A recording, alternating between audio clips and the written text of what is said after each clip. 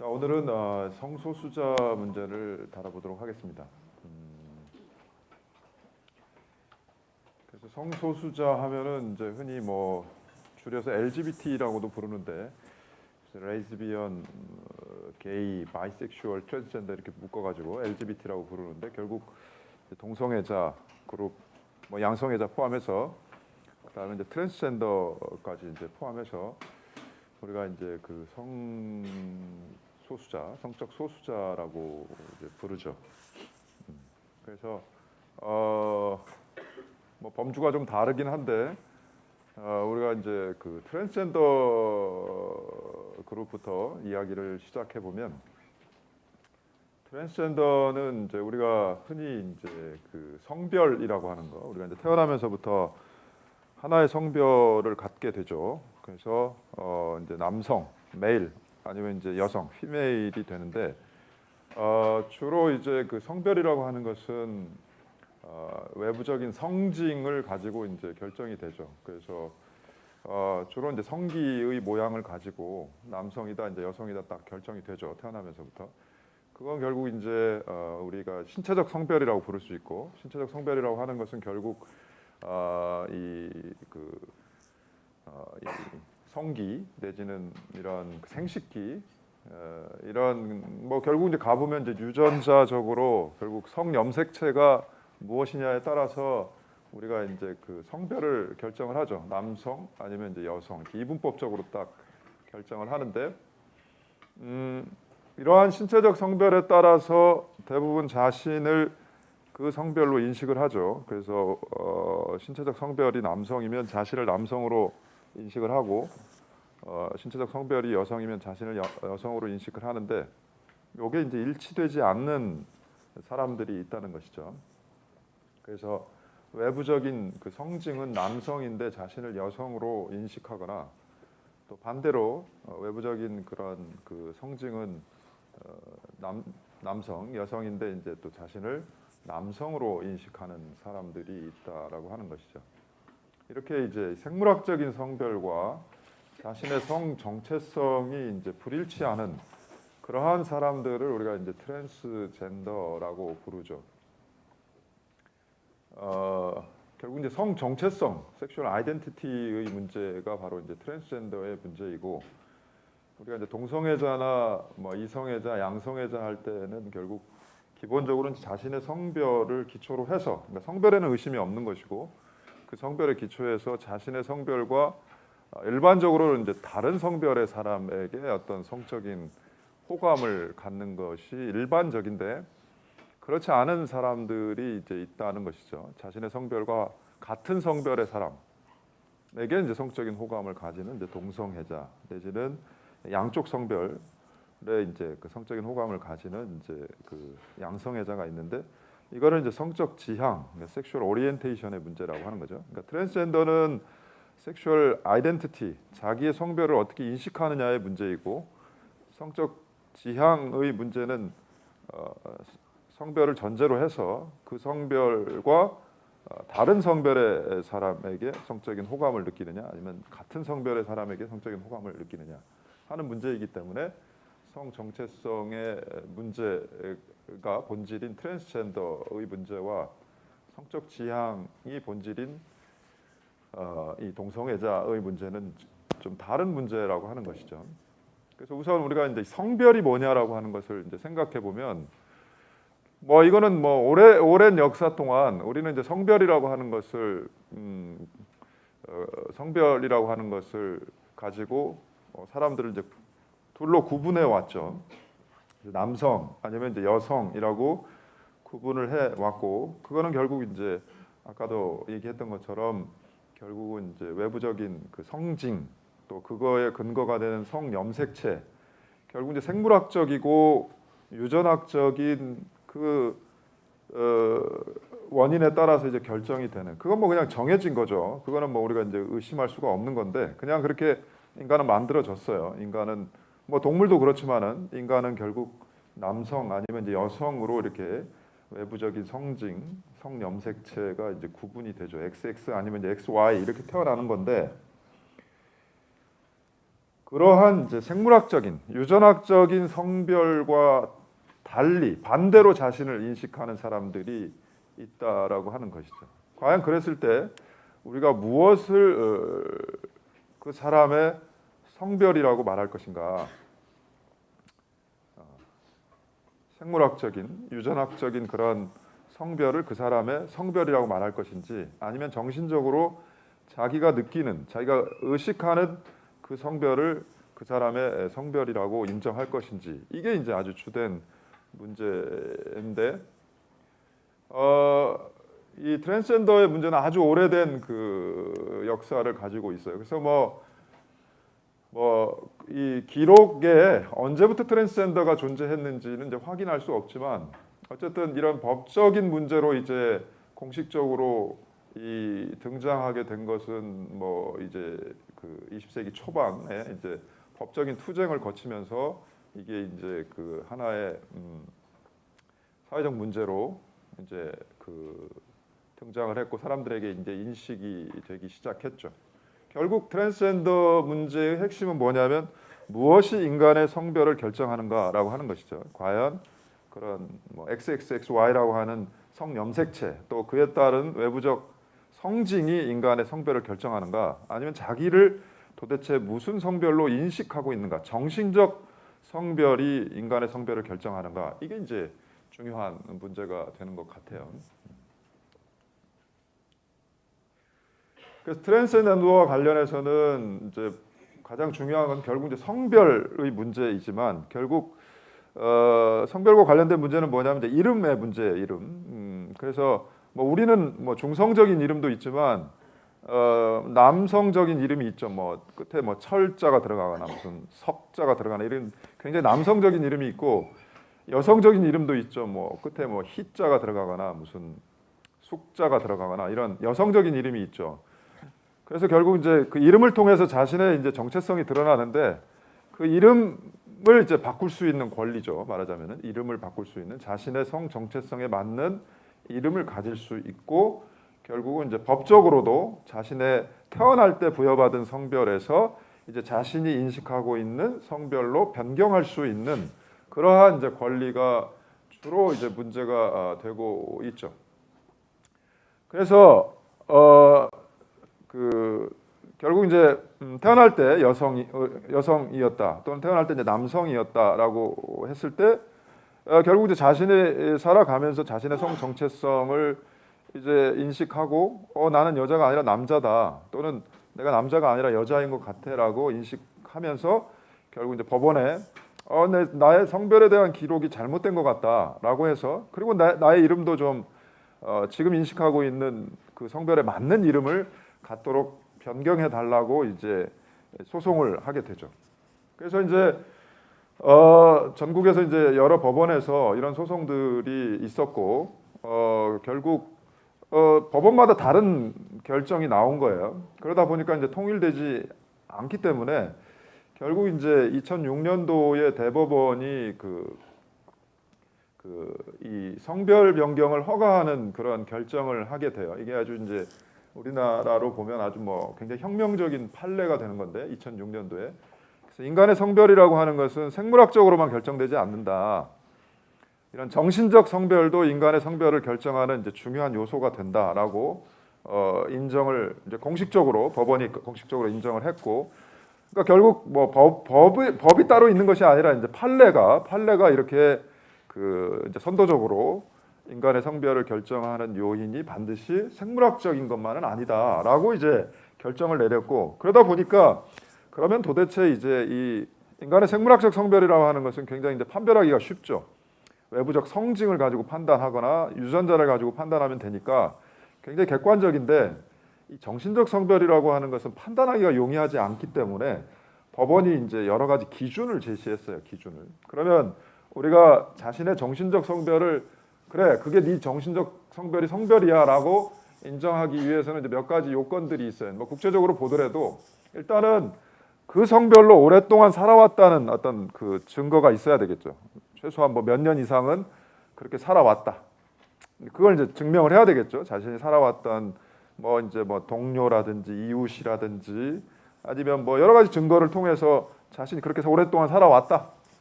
그리고 앞으로도 그렇게 살 것이다. 그리고 이제 정신과 의사에게 상담을 받아서 이 사람은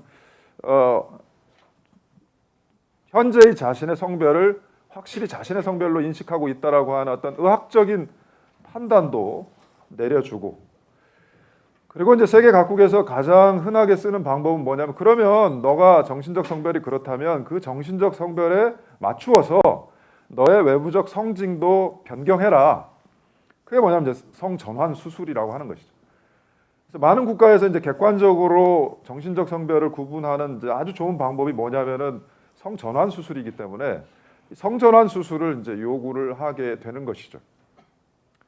근데 이제 최근에 문제는 뭐냐면 모든 이 트랜스젠더들이 성전환 수술을 원하는 건 아니라는 거죠. 이런 의학적인 발전에 따르면. 그래서 성전환 수술을 원하지 않고, 또 성전환 수술이라고 하는 것은 대단히 위험한 수술이고 또 비용이 엄청나게 많이 들죠. 뭐 지금 우리나라 같은 경우는 뭐 한 2천만 원에서 3천만 원 가량 드는 그런 수술 비용이 들죠. 왜냐하면 건강보험에 적용을 받지 못하기 때문에.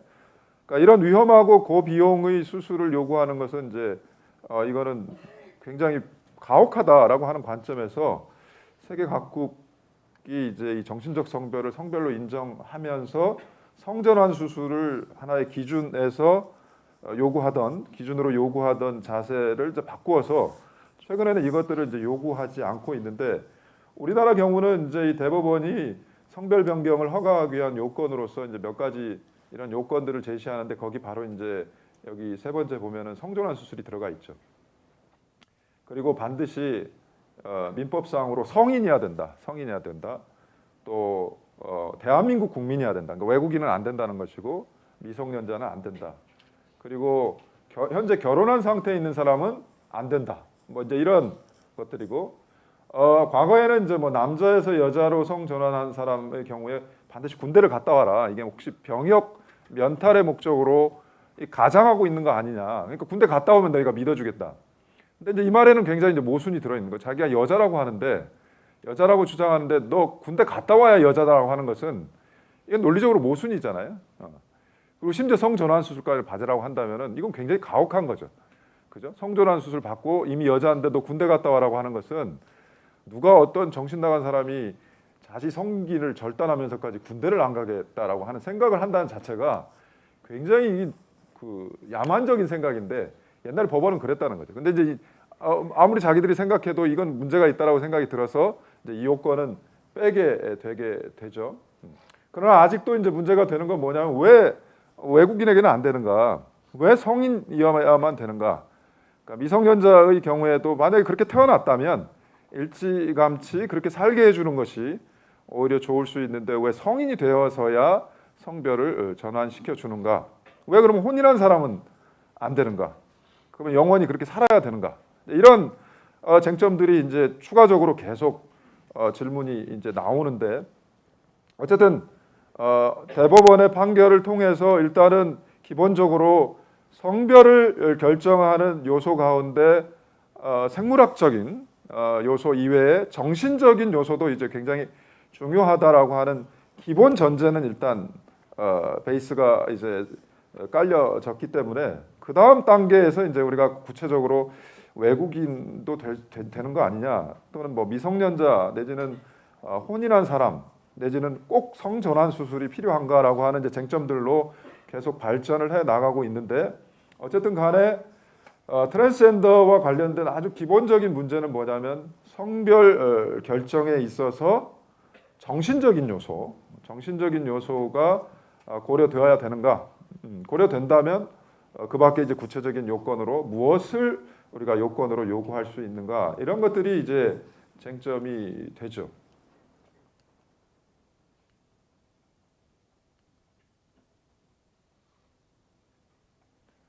그 밖에도 이제 뭐 차별 같은 것도 이제 문제가 될 수가 있고, 아까 나왔던 이제 성폭력 같은 것도 이제 문제가 될 수 있죠. 그래서 이미 뭐 법적으로 여성이 돼버리면 전혀 상관이 없는데, 아까 이제 동영상에서 봤던 것처럼 이미 성전환 수술은 해서 여성의 외관을 갖추었는데, 그리고 그런 삶을 살고 있는데 그냥 법적으로만 여전히 남성인 경우, 만약에 성폭력을 당한 경우에 과연 이것이 이제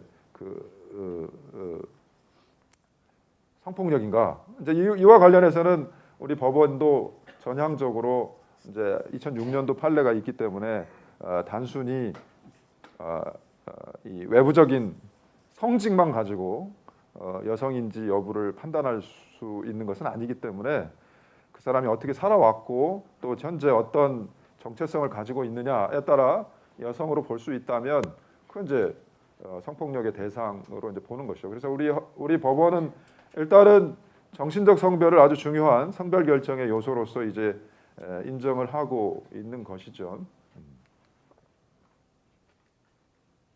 그리고 이제 또 하나의 그 그룹은 동성애자이죠. 그러니까 성적 지향.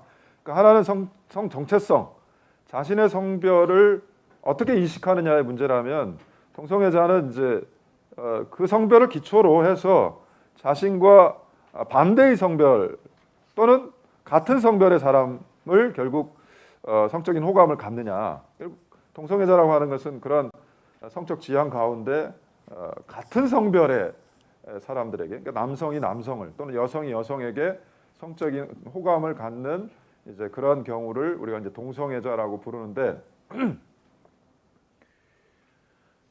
결국 동성애자와 관련한 가장 핫 이슈는 결국 이제 혼인인 것 같아요. 이 marriage라고 하는 거, 결혼, 혼인이라고 하는 것은 아주 오래된 전통에 따르면 이거는 그냥 한 남자와 한 여자가 결합하는 것이라고 우리가 오랫동안 인식해 왔다는 거죠. 물론 이제 뭐 거기에 이제 추가적으로 들어오는 그 결혼의 요소들이 있어요. 뭐 대표적으로 그러니까 일부 일처제 같은 거죠. 물론 이제 일부 다처제를 채택하고 있는 나라들 또는 뭐 일처 다부제를 채택하고 있는 나라들도 있지만 그러나 이제 대부분의 나라에서는 적어도 한 사람과 한 사람의 결합 이렇게 이제 정의를 하기 때문에 기본적으로는 어쨌든 혼인은 1대1 일부 일처제라고 하는 이제 제도로 인식이 되어 왔고, 즉 다시 말해서 중혼은 금지한다.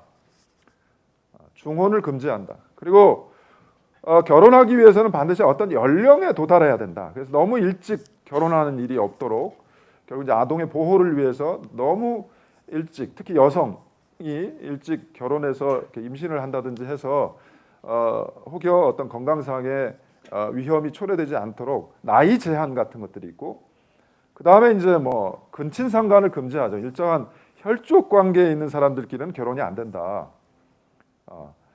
그리고 결혼이라고 하는 것은 반드시 두 사람 사이에 어떤 의사의 합치가 있어야 된다.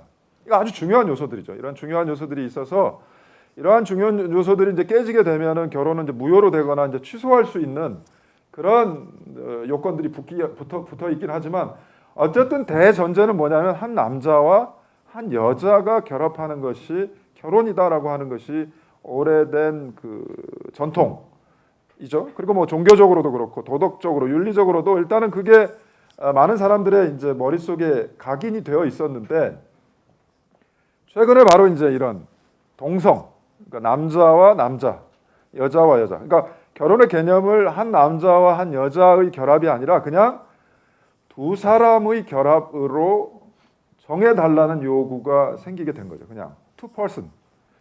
그러니까 옛날에는 a man and a woman이라고 하는 한 남자와 한 여자의 결합 이렇게 됐는데 이제는 그런 거 다 빼고 그냥 두 사람의 결합을 혼인으로 인정해 달라라고 하는 이제 이런 요구들이 생기면서 여러 나라에서 이제 그 동성 간의 결혼, 그러니까 same sex marriage라고 하는 동성 간의 결혼도 인정하는 나라들이 생겼고, 한편으로는 그래도 혼인은 여전히 남성과 여성, 그러니까 이성 간의 결합이라고 하는 전통이 있기 때문에 혼인은 오로지 이성 간의 결합에 대해서만 보장하고 혼인 제도에 대해서 인정되는 여러 가지 혜택을 동성 간의 결합에 대해서도 인정하는, 다만 이름을 달리 부르는, 그래서 소위 말해서 파트너십이라고 부르는 거죠. 동반자 관계라든지 시빌 유니온이라고 해서 시민 결합으로 부른다든지 해서 이름은 달리 부르겠다. 그러니까 개념을 전혀 다른 것으로 부르되 혜택은 그러니까 법적 보호는 동일하게 제공하는 그와 같은 이제 법 제도를 취하는 나라들이 점점 생기고 있는 것이죠. 그러니까 유럽과 주로 이제 이 북미를 중심으로 이런 나라들이 이제 생겨나고 있는데 여전히 뭐 이슬람이 이제 그 지배하는 국가들에서는 동성 뭐 혼은커녕 동성 뭐 애는 이건 뭐 사형에 처해지는 범죄죠, 범죄. 그래서 결국 이제 뭐 보편적인 형상이라고 말할 수는 없지만 적어도 이런 것들을 동성 간의 결합을 혼인으로 인정하거나 다른 법적 제도를 통해서 보호하는 나라들이 늘어나고 있다라고 하는 것이죠. 그래서 결국 가장 중요한 이슈는 이제 뭐 혼인의 문제지만 역시 차별의 문제가 있죠. 성적 지향에 따른 차별의 문제가 여전히 있기 때문에 이걸 이제 금지하고 있고, 우리나라 같은 경우는 이제 모든 국민은 아니지만 군인에 대해서 군형법상에 이제 과거에는 개간이라고 불렀는데 개자가 닭개자여가지고 어떻게 사람의 행위를 닭의 행위에 이제 비유하느냐 해서 이름을 이제 바꿨죠. 최근에 학문성교라고 이름을 바꿨지만 여전히 동성애를 이제 금지하는 법률이기 때문에 여기에 대해서는 여전히 논란이 진행 중인데, 그러니까 지난번에도 얘기했지만 일단 범죄로부터 벗겨주는 것, 즉 비범죄화라고 하는 것이 한 단계이고 더 나아가서는 이제 적극적으로 합법화하는 단계가 있을 수 있는데 적어도 우리나라는 아직은 동성애를 뭐 군인에게 한정되어 있지만은 동성애를 법으로 금지하고 형벌로 다스리기 때문에 적어도 이건 비범죄화는 해줘야 되는 거 아니냐라고 하는 이제 문제가 있긴 해요.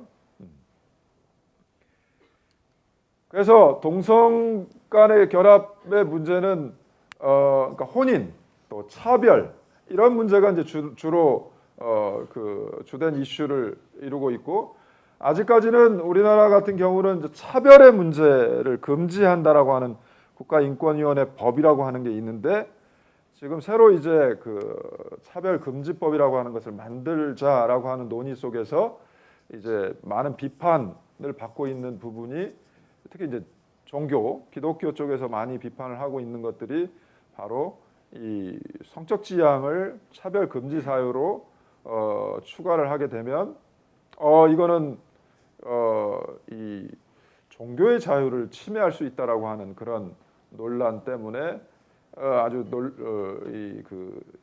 입법이 지연되고 있는 그런 상황이죠. 그래서 트랜스젠더와 동성애자는 어쨌든 우리가 명백하게 이제 구분이 된다는 거죠. 하나는 성 정체성의 문제이고 하나는 성적 지향의 문제이기 때문에 이것이 이제 결합된 형태도 있을 수 있다는 거죠. 그래서 독일의 판례 같은 것들을 보면은 이런 것도 있죠. 그러니까 남성에서 여성으로 성 전환한 사람, 우리가 이제 줄여서 그러니까 MTF라고 하죠. 남성에서 메일 투 피메일, MTF인데 남성에서 여성으로 성 전환한 사람인데 이 사람이 동성애자인 거죠. 그러면 결국 생물학적인 성별로 볼 때는 그냥 남성인데 본인을 여성으로 인식하고 있고 생물학적인 성별이 여성인 사람과 이제 그 성적 같이 사는 거죠. 동거를 하고 있었는데 결국 이런 문제도 발생할 수 있죠. 이런 건 이제 결합되어 있는 거죠. 그러니까 우리가 이런 경우에는 외부적인 그 성별만 보면 그냥 남성과 여성이 서로 동거하고 있는 거기 때문에 전혀 문제가 될 게 없는데, 그러니까 지금 현재의 법제로도 이 사람의 경우에는 뭐냐면 이 두 가지를 다 인정해 달라는 거죠. 자기는 동성애자, 그러니까 트랜스젠더이고 트랜스젠더임을 인정해 달라는 것이고 동시에 동성애자임을 인정해 달라는 것이죠. 이와 같이 이제 복잡하게 문제가 진행이 될 수도 있죠. 그러니까 우리가 이제 범주적으로 보면은 트랜스젠더와 동성애자를 구분해 놓고 있지만은 실제의 사안에서 보면은 이렇게 트랜스젠더가 동성애자인 경우에는 이 두 문제가 같이 결합되어 있을 수도 있다라고 하는 것이죠. 그래서 우리가 이제 논의해 보고 싶은 문제는 뭐냐면 결국 인간의 성별을 결정하는 것은 무엇인가라고 하는 본질적인 고민이 있는 것 같아요. 그래서 과연 우리가 전통적으로 인식해 온 것처럼 성염색체, 그러니까 XX 내지는 XY라고 하는 성염색체에 따라 결정된 이 외관, 특히 이제 이 성징이라고 하는 이 생식기라고 하는 것들에 의해서 남성과 여성이 결정이 되는가? 아니면 지금 여러 이제 이 문제들에서 등장하는 것처럼 자신을 어떤 성별로 인정하는 것도 성별의 결정에 중요한 요소로서 우리가 고려될 수 있는가? 아니면 우리가 이제 극단적으로 한번 더 극단적으로라기보다는 좀 더 논의를 진전시켜 보면 도대체 그러면 인간의 성별이라고 하는 것은 남성과 여성으로만 구분되는 것인가? 그렇죠? 그러니까 정신적 성별이라고 하는 것도 반드시 남성, 여성이 아니라 결국 정신적 성별의 요소를 고려했을 때는 혹시 그러니까 이런 게 있을 수 있다는 거죠. 내 안에 예를 들면 뭐 남성이 90%, 여성이 10%, 반대로 내 안에 뭐 여성성이 한 70%, 남성성이 30%. 그러니까 우리가 이제 사람들끼리 만나면 뭐 우리가 보통 저는 남자 누구입니다 이렇게 소개하지 않잖아요. 저는 여자 누구입니다 이렇게 소개하지 않고 이렇게 소개하는 거죠. 저는 남성성 80%와 여성성 20%를 가진 누구입니다. 이렇게 소개하는 거죠. 과연 그것이 가능할까? 도대체 인간은 왜 성별을 구분하려고 하는 걸까? 이런 문제 제기를 한번 해보고 싶어요. 어떻습니까? 인간의 성별은 꼭 구별해야 되는 건지, 구별해야 된다면은 기준은 무엇인지. 경제학과 이길종입니다. 저는 그 성별을 결정하는 근거가 외관상에 나타나는 성별보다는 자신이 인식하는 성 정체성이 되어야 된다고 생각하는데, 그 이유는 성별로 인해서 차이가 실생활에서는 거의 발생하지 않기 때문에 뭐 목욕탕이나 화장실 들어가는 거 빼고는 거의 성별로 실생활에서 차이가 많이 나지 않기 때문에 그 성별 자체가 문제가 되기보다는 그 자신이 받아들이는 성 정체성이 더 중요하다고 생각합니다. 성별을 그러니까 결국 구분해야 될 필요성은 있다는 거죠. 그런 목욕탕이나 뭐 이런 게 있으니까 기본적으로 구분은 해야 된다는 거죠. 네. 옆으로 한번 가볼까요? 옆으로 성별이라고 하는 게 꼭 구분돼야 될 필요가 있는지. 자유전공학부 장수창 학생이라고 합니다. 아까 전에 주장에 대해서 좀 반박하고 싶은 게 뭐냐면, 일종의 남성성이라고 나 여성성이라고 하는 정신적 성별 자체가 존재하냐에 대한 의문을 품고 싶습니다. 사실 남성성이랑 여성성이라는 것은 사회의 인식이 하나 규정해 놓은 하나의 그 추상적인 개념이라고 보거든요. 가령 예를 들어서 예전에는 힘 있고 막 진취적인 사람들이 남성성이라고 생각했었지만, 현대에 들어와서 경제 구조의 변화 같은 그런 사회 형사의 변화 때문에 여성들 자체도 상당히 주도적이고 심지어는 한 기업의 CEO로도 진출하는 경우가 많습니다. 그래서 남성성이나 여성성이라는 것이 상당히 하는 정신적인 사회 인식이 만들어낸 하나의 규정이라고 보고요.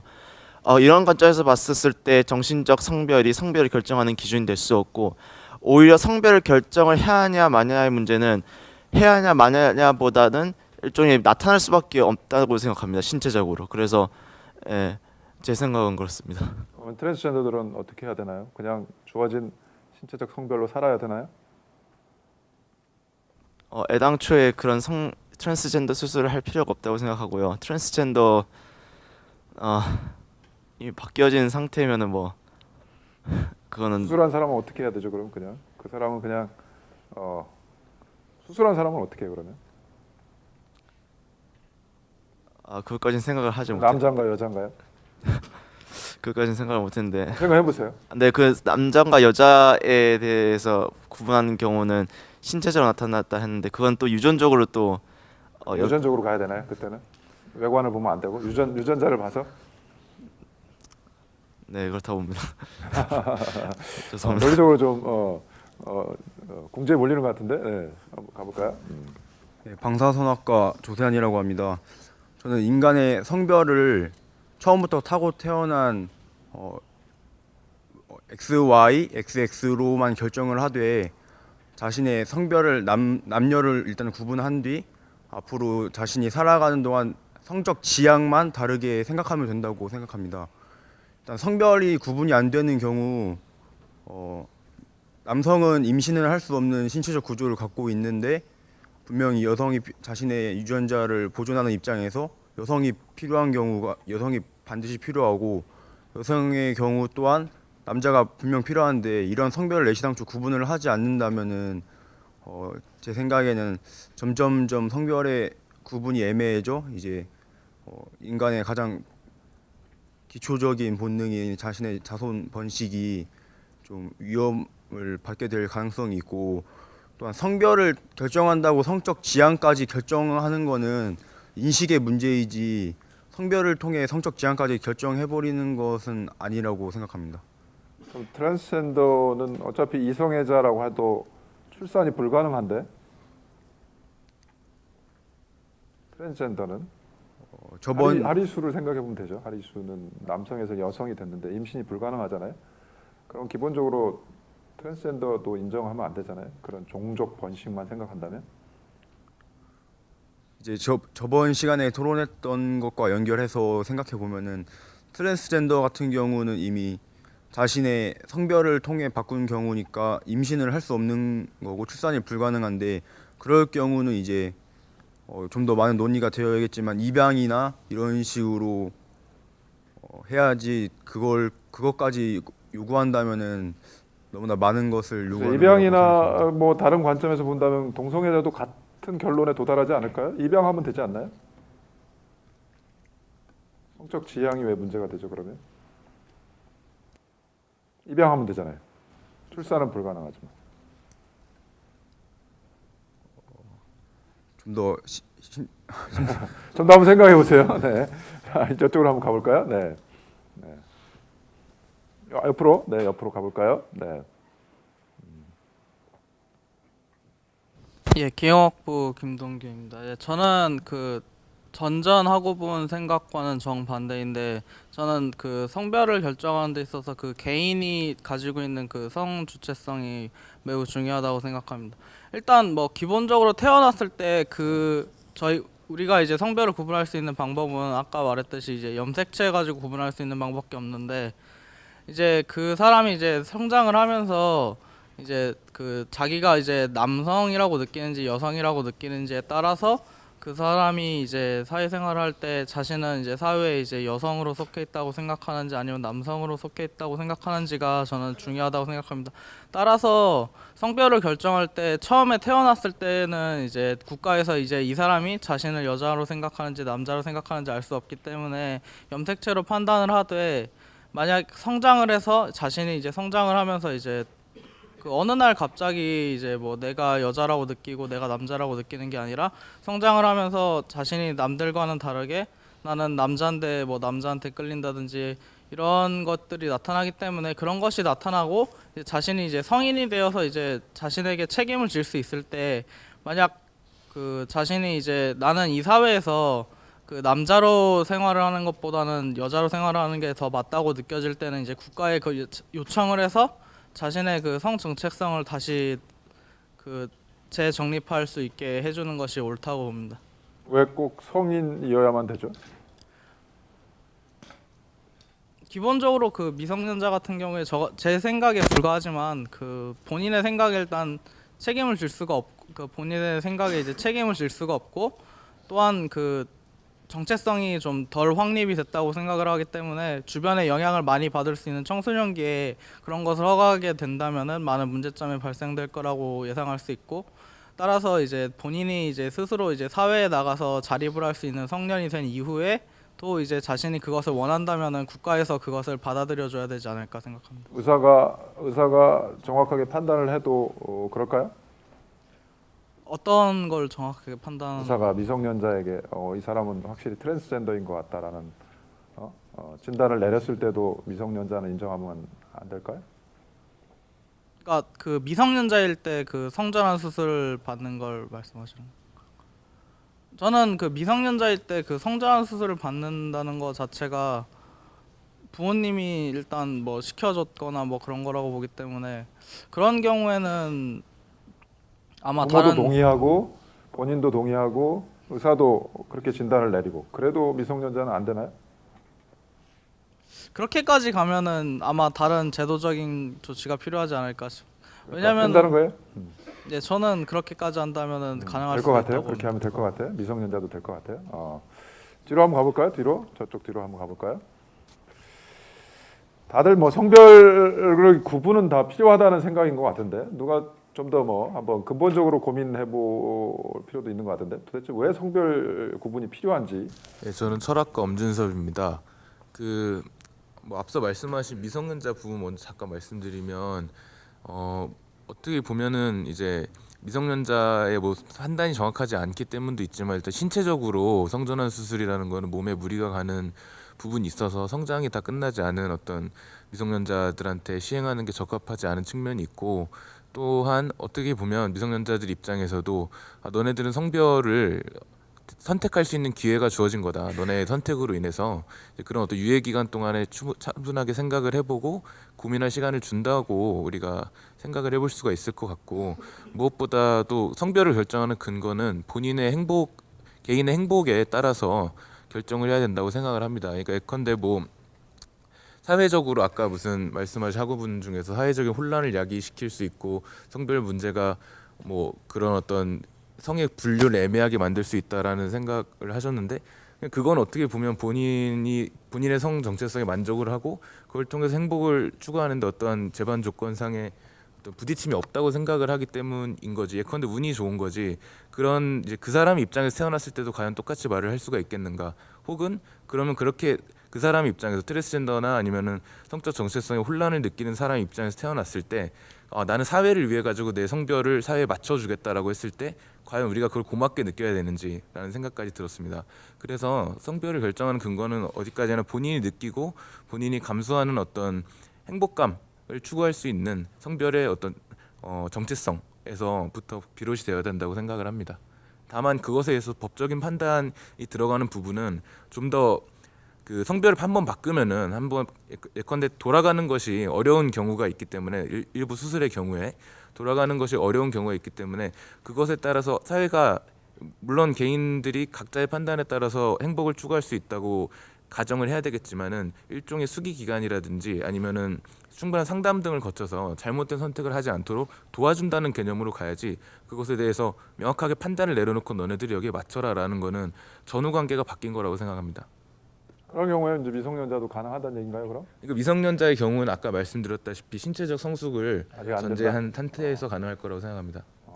트랜스젠더들의 문제를 보면은 가장 중요한 게 이제 본인이 트랜스젠더임이 밝혀지는 것이죠. 근데 이제 우리나라 같은 경우는 뭐 여중 여고, 남중 남고가 있기 때문에 성인 되어서 트랜스젠더가 돼버리면, 그러니까 그 성별을 변경하면 미성년자 시절 내지는 성별 변경까지의 그 시간 동안 남은 기록들이 이제 자신이 트랜스젠더임을 보여주는 증거가 된다는 것이죠.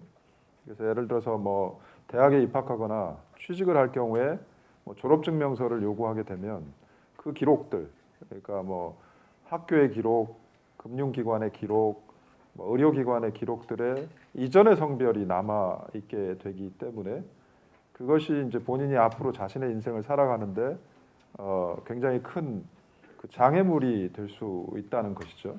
이제 그런 관점에서 본다면 그리고 대전제는 뭐냐면 이제 트랜스젠더라고 하는 것이 수시로 바뀌는 것이 아니라 어떤 면에서 보면 그런 성 정체성은 타고난 것이기 때문에 결국 다시는 바뀌지 않을 거라는 거죠. 그런 관점에서 본다면 오히려 본인이 바꾸기를 원하는 그 시점에 신속하게 바꿔주는 것이 그 사람의 앞으로의 인생을 위해서 오히려 더 바람직할 수도 있다. 그런 관점도 좀 고려해 볼 필요도 있는 것 같아요. 또 아까 누가 손들었죠? 이쪽으로 와볼까요? 네. 네, 국수학과 이상근입니다. 제 생각에 성별을 결정하는 근거를 따지기 전에 성별의 목적에 대해서 먼저 생각을 해봐야 될 거라고 생각합니다. 그래서 성별이 단순히 그런 성행위를 할 때에 뭐 구분을 짓는 요소인가 아니면은 사회적으로 어떤 일을 할 때 어떤 역할을 할 때 거기서 무슨 역할을 수행할 수 있는지에 대해서 결정을 해주는 요소인가에 대해서 살펴봐야 된다고 생각을 하는데요.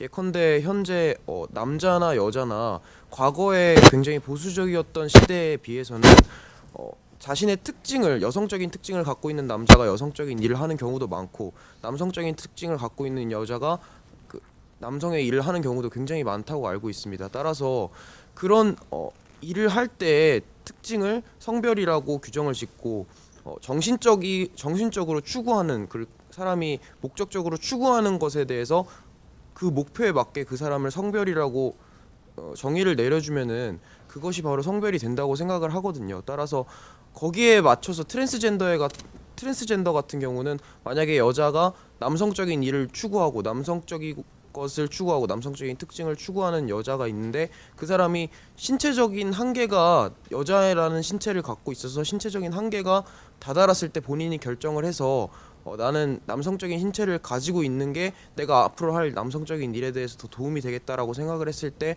트랜스젠더를 해주는 것이 더 맞지 않나 이런 생각을 해봅니다.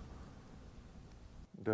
그 뭐 최근에 이제 뭐 그 여성 축구 선수 성별 논란도 있었는데 뭐 성별이 구분이 필요한 영역들이 있죠. 그렇게 남녀가 구분되어서 하는 그 스포츠라든지 이제 대한민국 같은 경우는 이제 군대 같은 경우는 이제 남성만이 군대를 가기 때문에 군대 같은 경우도 이제 남녀의 구분이 일단 필요한 것 같고 뭐 예를 들면 이제 뭐 상속에 있어서 뭐 차등을 두는 경우에 이제 남녀의 구분 그리고 이제 동성애에서 보듯이 이성 간의 어떤 결혼만 허용하는 경우 이제 성별의 구분 이제 이런 것들이 이제 필요해지는데 결국 이제 하나하나를 이제 우리가 놓고 보면 왜 성별의 구분이 필요할까? 그리고 이제 우리나라 같은 경우는 주민등록에 이미 남성은 1 아니면 이제 3자로 시작되는 그 뒤에 7자리가 시작이 되고 여성은 2 아니면 이제 4로 시작되는 그 번호로 시작이 되죠. 그래서 우리나라 같은 경우는 특별히 더 이 주민등록 제도가 있기 때문에 특별히 더 성별의 구분이 갖는 의미가 굉장히 강하죠, 사실은. 강하게 있기 때문에 이런 그 의미를 여전히 갖는 것이 사회적으로 어떤 의미 내지는 유용성을 갖는가 이런 것들도 한번 고민해 볼 필요가 있는 것 같아요. 그러니까 결국 군대 같은 경우는 뭐 군대를 다 안 가거나 아니면 이제 앞으로 군대를 다 가거나 이렇게 문제가 해결이 된다면 성별 구분이 이제 필요가 없을 것이고 상속 같은 경우도 이제는 남녀의 차등이 없기 때문에 특별히 구분해야 될 필요가 없고 만약에 동성애의 문제를 우리가 논의하면서 사실상 혼인에 있어서도 남녀 구분이 없어져 버리면 사실상 남녀를 구분한다라고 하는 인간의 성별을 남성과 여성으로 이분법적으로 구분한다라고 하는 것이 어떤 의미를 갖는가에 대해서는 좀 더 근본적으로 고민해 볼 필요가 있는 것 같아요. 뒤로 한번 가볼까요? 뒤로 이어서 한번 얘기해 볼까요?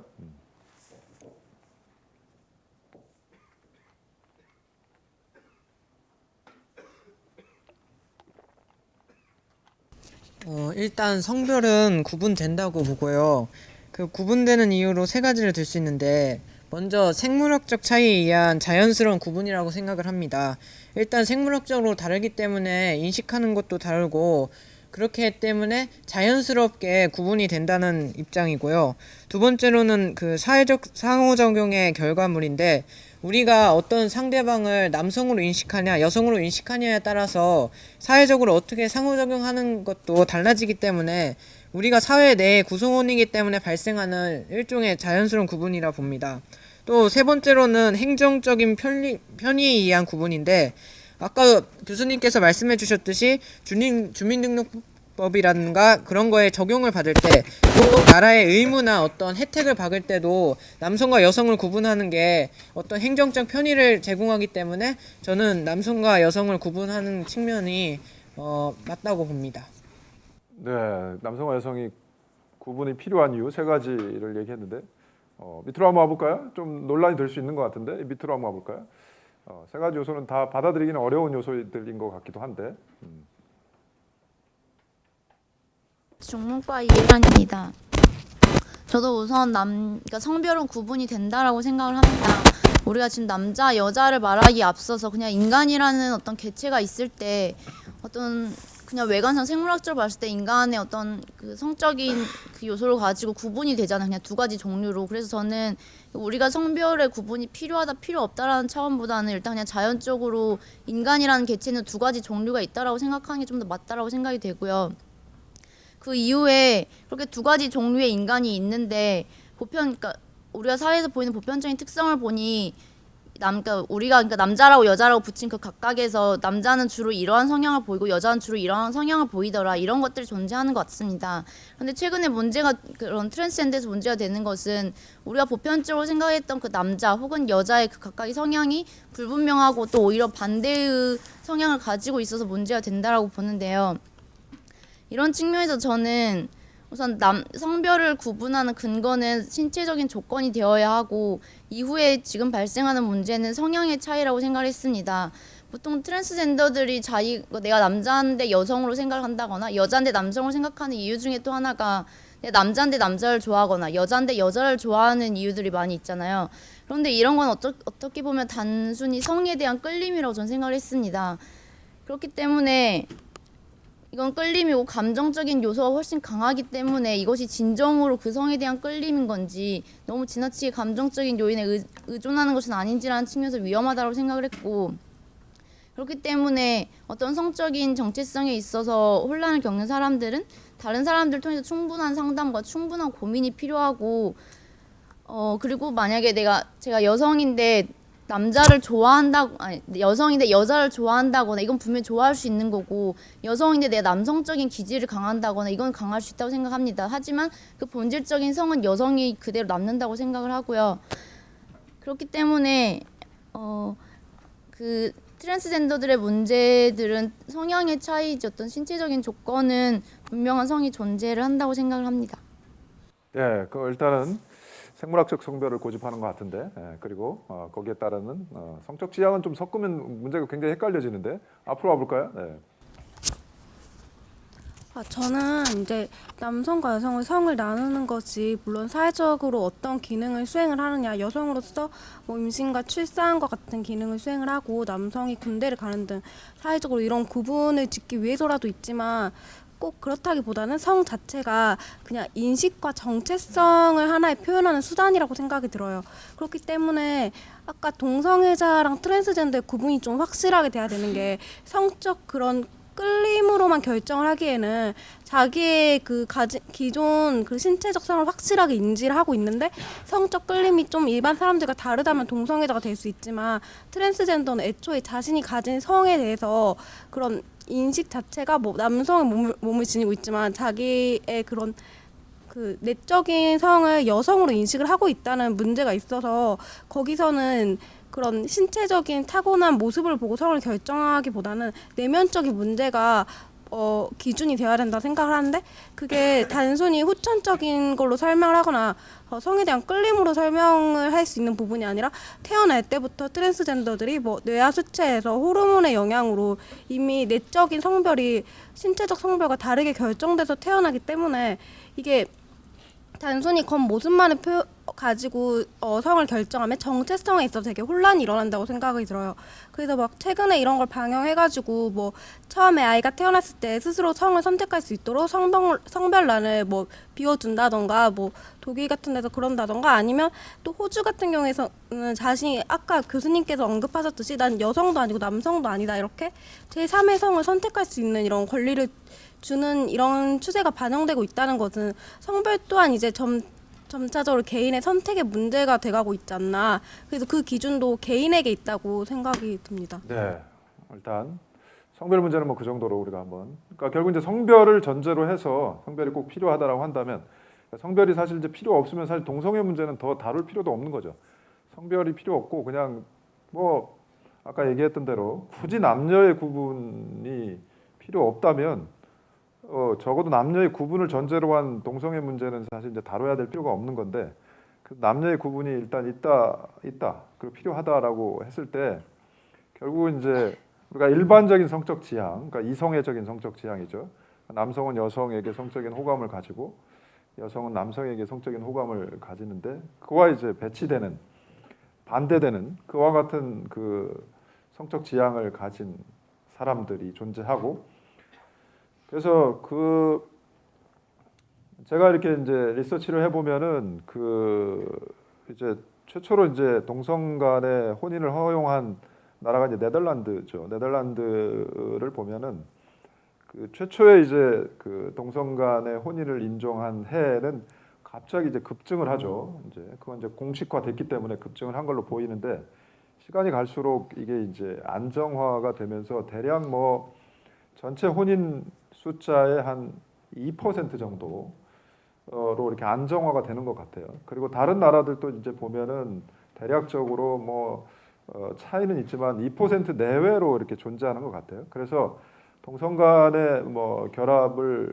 혼인으로 인정한다고 하더라도 그것이 갑자기 뭐 증가하거나 갑자기 뭐 감소하거나가 아니라 결국은 일정 정도의 수준을 유지하는 거 보면 그냥 여러 사람들 가운데 그렇게 태어난 사람들이 존재하는 건 아닌가라는 생각이 드는데 결국 왜 우리는 결국 이제 다수가 결정하는 것이기 때문에 모든 것은 민주주의라고 하는 원칙에 따르면 다수가 결정하는 것이기 때문에 다수의 생각, 다수의 어떤 성향, 다수의 취향들을 결국 반영해서 뭐 제도나 법이라고 하는 게 설계가 되죠. 그러다 보니까 결국 그러한 소수, 아주 극히 2% 정도밖에 안 되는 소수들의 어떤 생각과 취향들이 우리가 그동안 이렇게 묻어왔던 건 아닌가. 그러니까 그건 그냥 존재하는 건데 마치 존재하지 않는 것으로 우리가 이렇게 이해해 왔던 건 아닌가라는 생각이 드는데 어쨌든 왜 혼인은 결국 이성 간의 결합만을 우리가 이제 혼인으로 봐야 되는가?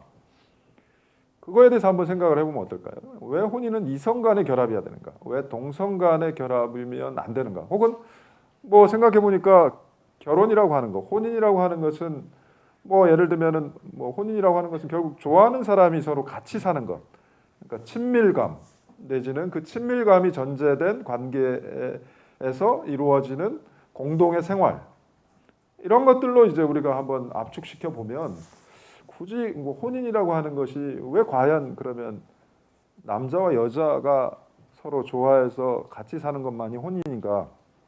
남자나 남자 혹은 여자나 여자가 서로 좋아해서 같이 사는 것도 역시 친밀감이 있고 공동생활을 같이 한다라고 한다면 그것도 우리가 혼인으로 충분히 인정해 줘도 되는 거 아닌가라는 생각이 드는데 여러분 어때요? 혼인이라고 하는 도대체 결혼의 본질이 뭐예요? 결혼에도 환상을 가지고 있는 사람들이 많이 있을 수 있는데 결혼의 본질이 뭡니까? 혼인의 본질이 뭐예요, 도대체? 네, 저 정치외교학과 이종훈이라고 합니다.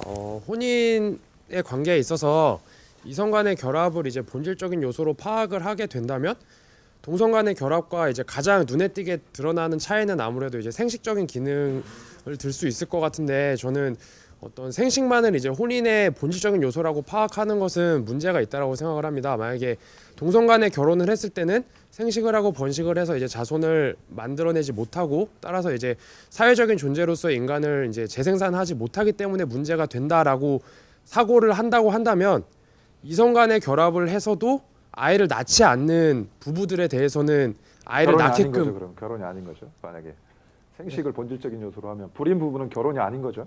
네네 그런 그렇죠. 그 네. 결혼도 허락하지 않아야 되고 그렇죠. 이제 가능하다고 하더라도 자신의 의지로 아이를 낳지 않는 부부에게도 아이를 낳도록 강제할 수 있어야 되는 거고 또 이제 생식적인 기능을 충분히 가지고 있음에도 불구하고 자신의 사고에 입각해서 자신의 이제 자의에 의해서 결혼을 하고 자손을 만들지 않는 남성이나 여성에게도 자손을 만들도록 강제할 수 있어야 된다라고 생각을 하는데 저는 이거는 좀 말이 안 되는 부분이라고 생각을 해서 어떤 자손을 만들어야 하기 때문에 이성 간의 결혼만을 허락해야 된다라는 거는 좀 합리적이지 않은 부분이 있다고 생각을 하고 또 이제 그 동성 간의 결혼에서 제일 크게 제기되는 문제 중에 하나가 동성 간의 커플에 대해서 이제 자녀를 입양할 수 있게 할 수 있을까가 좀 문제가 될 수 있다라고 생각하는데 저는 그것은 이제 이성 커플과 동성 커플의 차이가 아니라 그 부모로서의 어떤 사회적 역할 그리고 이제 아버지와 어머니가 아니더라도 어쨌든 그 자녀를 가진 그 어떻게 통칭해야 될지 모르겠는데 그런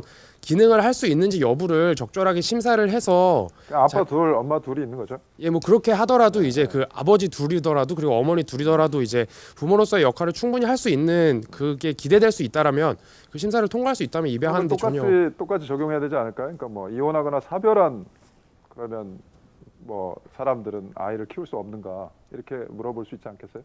예, 저는 엄마만 그거는 있고 아빠만 있잖아요. 그러니까 아이를 키울 수 없다라고 전혀 생각하지 않는 게 그러니까 정상적이라고 일반적으로 생각되는 여성 어머니와 남성 아버지를 가졌다고 해도 모든 그런 가족이 아이를 키울 수 있는 정당한 뭐 그런 기준을 만족시키는 건 아닐 수 있잖아요. 그거는 겉으로 보이는 것뿐이지. 따라서 그거랑 전혀 별개로 어떤 자녀를 키울 수 있는 뭐 경제적인 여건일 수도 있고 애정일 수도 있고 그런 요건들을 충분히 고려해서 이렇게 동성 간의 부부도 충분히 자녀를 키울 수 있게 해야 한다고 저는 생각을 하고 그렇게 했을 때 이제 제기되는 문제가 그 아이가 이제 감당해야 할 사회적 편견이라든지 그런 것들이 좀 아이의 행복에 좀 마이너스적인 요소일 수 있지 않냐라는 이야기들이 좀 그나마 이제 그 아이의 행복을 생각하는 관점에서 있을 수 있다라고 생각하는데 저는 이거에 대해서는 좀 아이가 이제 자발적으로 선택할 수는 없는 문제긴 하지만 어떤 사회적인 편견이 일단 존재한다고 해서 그 편견으로 인해 받을 고통이 무서워서 이제 편견을 정면 돌파하지 않고 이렇게 피해가는 거는 어떻게 보면 그 편견을 더 공고하게 재생산하는 거라고 생각을 해서 좀 극복돼야 되는 관점이 아닌가 저는 좀 이렇게 생각합니다. 당사자의 입장에서 보나 입양된 아이의 입장에서 보나 뭐 굳이 뭐 반대할 이유는 없는 것 같다. 자 뒤로 한번 가볼까요? 뒤로. 네.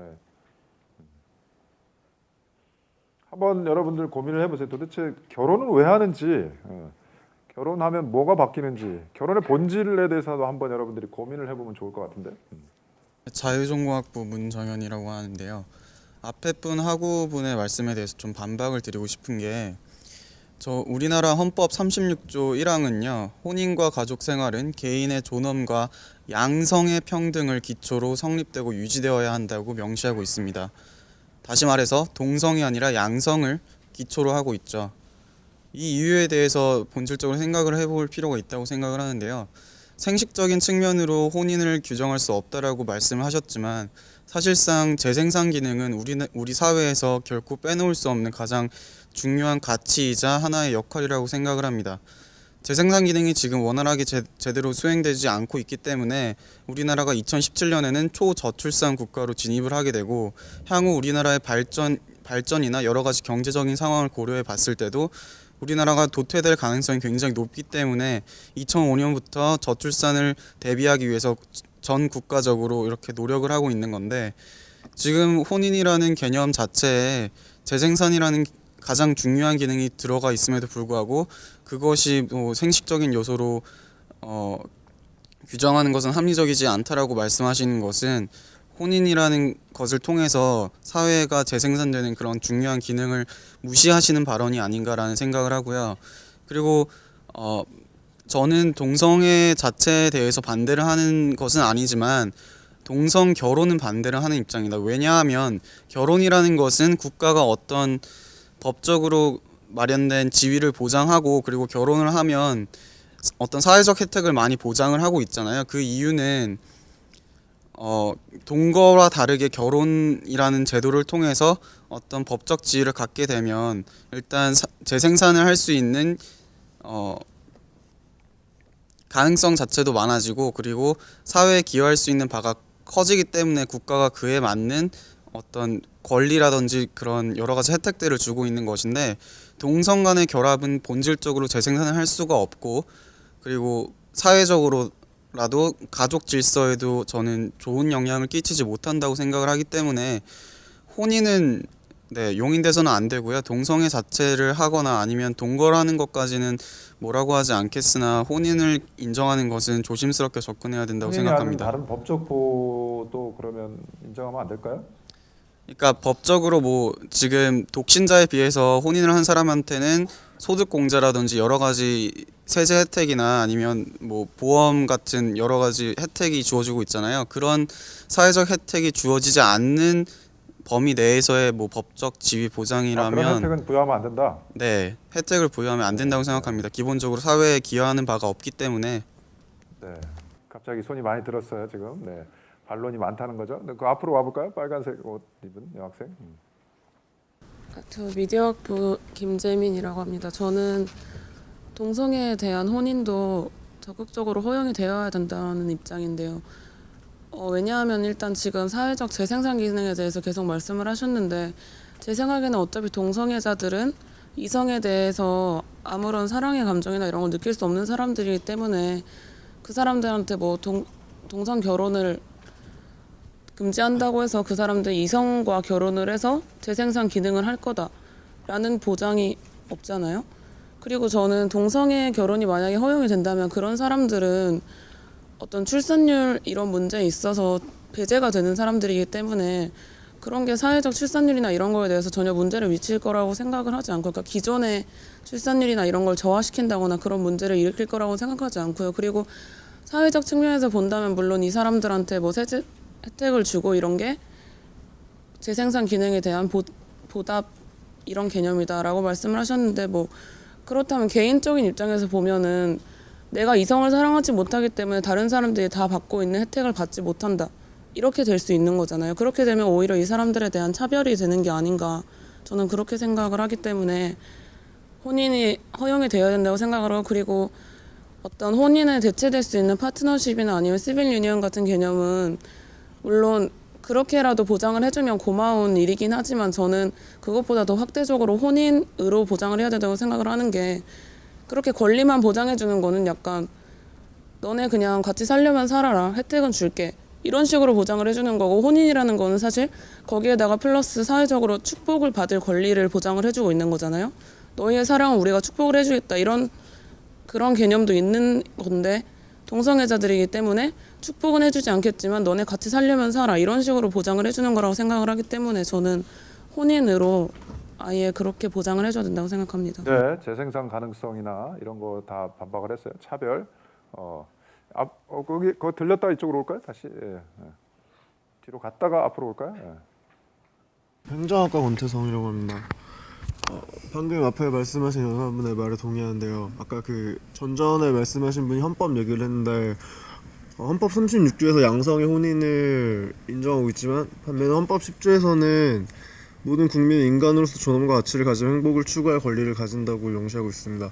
그 우리 아까 말씀하셨듯이 네덜란드에서 100명 중에 100건의 혼인 중에 2건 정도가 그렇게 항상 동성 결혼으로 비율이 된다면은 그런 게 그 사람들이 원해서 그랬다기보다는 자기가 어떻게 보면은 태어났을 때부터 그런 성적인 그런 동성을 사랑하는 그런 거를 가지고 태어났다고 볼 수 있는데, 그런 사람들을 다양성의 관점에서 포용해야지 자기가 다르다고 그렇게 막 혐오하고 이런 거는 옳지 않다고 생각합니다. 보통 동성 결혼을 반대하는 사람들은 사회적인 그런 관념 체계가 무너지거나 아니면 뭐 국가의 재생산 기능이 바뀌거나 하는 그런 불안감이나 걱정하는 마음에서 하는 게 크다고 보는데, 사실 일반적인 관점에서 그 비율이 그렇게 크지 않을 확률이 되게 높고, 사실 그 동성애 결혼을 허용한다고 해서 세상이 크게 변하거나 아니면은 더 막 불행해지거나 막 그런 일이 일어날 것 같진 않고, 오히려 더 소수자가 보장되면서 사회적으로 그런 다양성이 인정되는 그런 긍정적인 분위기가 형성될 가능성이 높다고 봅니다. 네, 앞쪽으로 한번 볼까요? 재생산이라고 하는 문제는 굉장히 이제 중요한 문제이긴 한데 사회의 유지를 위해서, 그렇다고 해서 뭐 강요할 수는 없는 것 같은데, 만약에 출산율이 뭐 떨어지고 심지어 마이너스로 간다고 해서 여성들에게 과연 그러면 출산을 강요할 수 있는가? 그럴 수는 없는 것 같은데, 일단은 네, 한번 얘기해 볼까요? 정외과 강진입니다. 저 역시 저출산 문제에 대해서 말씀드리고 싶은데, 많은 학우분들께서 반박하신 것처럼 지금 동성 결혼을 금지한다고 해서 크게 얘기해 볼까요? 동성 결혼을 금지한다고 해서 동성들이 이성을 찾아서 결혼해서 출산을 할 것이 절대 아니기 때문에 동성 결혼을 금지하는 것은 이러한 저출산 문제에 대한 근본적인 해결책이 아니라고 보고요. 여성의 입장에서 제가 아이를 낳기를 꺼려하는 이유는 예를 들어 취업 면접을 보러 갔을 때 넌 여잔데 몇 년 동안 버틸 수 있겠느냐, 이런 질문을 받기도 하고, 실제로 아이를 낳으면은 이제 아이를 가졌는데 직장에서 계속 버틸 수 있겠느냐, 이러한 사회적 시선도 있고, 또한 아이를 낳으면은 돌볼 수 있는 이제 금전적인 여유가 없어지게 되고, 또 제 커리어를 계속 할 수 없는 이러한 사회적 현실 때문에 출산하기 꺼려하는 것이지, 그리고 그러한 문제를 해결해야 저출산 문제가 해결이 되는 것이지, 이것을 동성 결혼 때문에 이런 문제가 있다고 생각을 하는 것은 정말 잘못된 의견이라고 생각하고요. 그리고 혼인의 개념에서 이성 간의 결합이 본질적 요소가 아니라고 생각을 합니다.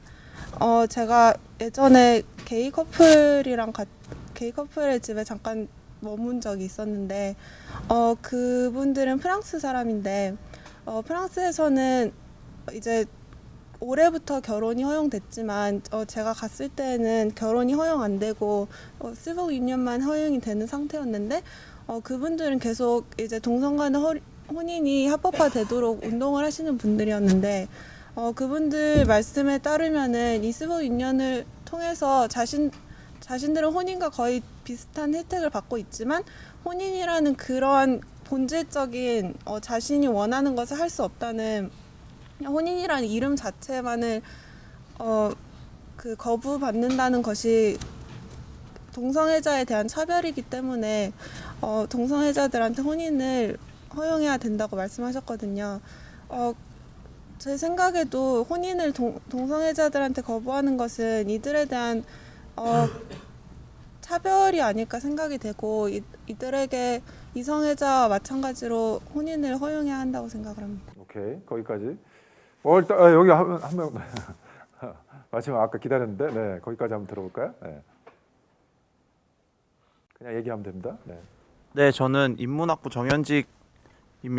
네. 사실 지금까지 많은 분들이 말씀하신 것처럼 저도 혼인의 개념에 동성 간의 결합도 좀 포함을 시켜야 한다고 생각을 하는데요. 사실 법적인, 아까 말씀하셨던 분이 헌법 얘기도 하셨잖아요. 근데 저는 어떤 우리가 올바른 것이 무엇인가를 토론을 하고 거기에 대해서 법이 맞춰가야 된다라고 생각을 합니다. 그래서 만약에 토론을 해서 동성 간의 결합도 혼인으로 포함을 시켜줘야 된다라고 하면 거기에 법이 맞춰가는 것이 맞다고 생각을 하고, 법에 지금 양성 간의 결합이 혼인이라고 돼 있으니까 이것이 맞는 거다라고 판단을 하는 것은, 즉 법이 먼저 가는 것은 좀 전후 관계가 바뀐 것이 아닌가라는 생각을 개인적으로 하고요. 또 재생산 기능에 대해서는 저는 재생산은 혼인의 아주 중요한 기능 중에 하나지만 그것이 혼인이냐 혼인이 아니냐를 결정하는 아주 본질적인 부분은 아니라고 생각을 합니다. 왜냐하면 방금 학우분께서 말씀해 주신 것처럼 그 프랑스에서 오셨던 게이 커플 같은 경우는 분명히 혼인을 해도 재생산을 할 수는 없지만 혼인을 굉장히 하고 싶어 하잖아요. 저는 혼인이라는 것은 두 사람이 만나서 앞으로 수십 년 이상 평생을 함께 삶을 꾸려나가는 약속을 한다는 것에 그 본질적인 의미가 있다고 생각을 하고, 물론 거기에 재생산이 포함이 될 수도 있고 안 될 수 있다고 생각을 합니다. 그렇기 때문에 저는 동성 간의 결합도 충분히 혼인에 포함을 시켜야 된다고 생각을 하고요. 또 재생산의 사회적 기여에 대해서 얘기를 하자면은, 사실 저는 혼인을 한 사람들에게 국가가 여러 가지 혜택을 주는 것은 그 사람들이 재생산을 해서 사회적 기여를 하기 때문에 거기에 대한 보상 차원에서 준다기보다는 그 사람이 혼인을 하고 앞으로 삶을 만들어 나가는 데 있어서 여러 가지 좀 질 좋은 삶을 누릴 수 있고 행복을 추구할 수 있게 하기 위해서 그러한 혜택을 준다고 생각을 합니다. 그래서 이런 것에 있어서 내가 동성끼리 결혼했냐 이성끼리 결혼을 했냐, 또는 혼인을 하고 나서 아이를 낳고 안 낳고 이런 것에 의해서 차별을 받아서는 안 된다고 생각하기 때문에 똑같이 동성 간의 결합에도 혼인의 혜택을 줘야 된다고 생각합니다. 네, 오케이. 헌법 얘기가 나왔으니까 제가 그래도 헌법 학자인데 그 36조 1항의 양성평등, 그건 맞는 얘기예요. 맞는 얘기인데 양성평등은 분명히 그 이성을 전제로 하는 것이죠. 이성. 근데 과연 우리 이제 헌법 제정자가 이 헌법을 만들 당시에 과연 동성애까지 염두에 뒀을까? 이제 우리가 더 근본적으로 고민해 보면 뭐 그러지 않을 수도 있다, 이런 해석도 가능하기 때문에 반드시 양성평등이라고 하는 그 규정이 동성 간의 결혼을 배제하는 또는 위헌으로 선언하는, 뭐 꼭 그렇게 볼 수는 없는 것 같고, 일단은 뭐 여러 가지 해석 가능성이 있는 것 같아요. 양성평등이 있다라고 해서 동성 간의 혼인을 금지한다 이렇게 단정적으로 얘기하기는 일단은 어려운 것 같고, 어쨌든 간에 여러분이 뭐 사실 이제 결혼, 이제 여러분도 곧 결혼을 할 텐데 우리가 너무 결혼에 대해서 환상을 가지고 있지 않는가. 이게 결혼이 무덤일 수도 있는데 왜 자꾸 결혼 제도 안으로 들어오려고 하는지 그런 생각도 들어서 차라리 동성 간의 커플들은 차라리 우리는 혼인이 아닌 다른 제도를 통해서 더 이상적인 공동체를 만들어 보겠다. 이렇게 가보는 것도 좋지 않은 방법인가 이렇게 생각이 드는데, 물론 이제 이렇게 혼인을 선택한 사람에게조차도 배제하는 것은 이제 차별적인 요소가 있는 건 분명한데, 어쨌든 여러 지금 관점, 그러니까 재생산이라고 하는 관점이라든지 입양되는 아동이라든지 뭐 결국 이제 자녀의 문제라든지 이런 다양한 관점에서 도대체 혼인 내지는 가족이라고 하는 것의 본질이 무엇이길래 굳이 이제 이 동성 간의 결합 내지는 그 자녀들을 이 제도로부터 배제하고 있는 것인지, 그리고 구체적으로 그로 인해서 어떤 차별의 효과가 발생하는지를 검토해서 이게 이제 논의가 돼야 되는데, 아직 우리는 법이 없어요. 그러니까 트랜스젠더에 관련된 법도 없고 동성 간의 어떤 그런 결합을 규율하는 법 자체가 없기 때문에 일단은 우리가 법이 있어야 뭔가를 얘기할 수 있는데 법이 없다 보니까 사실 얘기할 수가 없죠. 그만큼 이제 전혀 논의의 대상이 그동안 안 되어 왔다라고 하는 반증이죠. 그래서 일단은 우리가 이제는 본격적으로 좀 사회적인 이런 그 논의 자체가 필요한 단계가 아닌가. 그래서 법을 좀 만들고 문제가 있으면 문제가 있는 대로 규율을 하고, 또 문제가 발생하지 않도록 만들어 주는 게 이제 법의 역할인데, 일단은 법 자체가 없고 사회적 다수의 관심 바깥에 있기 때문에 이게 일단은 이슈 자체가 되지 않는다는 것, 내지는 아예 그냥 너희들의 문제 이렇게 보는 것은 좀 문제가 있는 것 같아요. 그래서 일단은 본격적인 사회적 논의의 대상 이 장으로 일단은 들어와야 되지 않는가 이런 생각이 듭니다. 여러분들 생각들 한번 정리해서 올려주시면 좋겠네요. 네, 여기까지 할까요?